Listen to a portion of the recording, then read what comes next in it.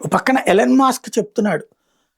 China కనుక తైవాన్ని ఆక్రమించుకుంటే ప్రపంచ వ్యవస్థలు స్తంభించిపోతాయి.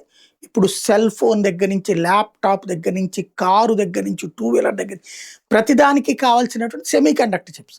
ఇప్పటికి గూడా తైవాన్‌లోనే అత్యధిక సెమీ కండక్టర్ చిప్స్ ఇండస్ట్రీస్ ఉన్నాయి. ఇప్పుడు రేర్ ఎర్త్ మినరల్స్ ఏమో చైనా దగ్గర ఉన్నాయి. ప్రపంచంలోని 70%. మిగతాదంతా కలిపితే 30% ప్రపంచం అంతా ఉన్నటువంటిది. అవి కనుక తైవాన్ని గనక చైనా ఆక్రమించుకుంటే చైనా గ్రిప్‌లోకి ప్రపంచం వెళ్ళిపోతుంది. ప్రపంచవ్యాప్తంగా ఎవడే వ్యాపారం చేయాలో చైనా డిసైడ్ చేస్తుంది అని ట్రంప్‌కే చెప్పుకొచ్చాడు ఎలన్ మాస్క్. ఇప్పుడు ఆల్రెడీ అమెరికా అధ్యక్షుడు ట్రంప్ ఏమో వాస్తవంగా చైనా తైవాన్ని ఆక్రమించుకోవడం పరోక్షంగా అంగీకరిస్తున్నాడు.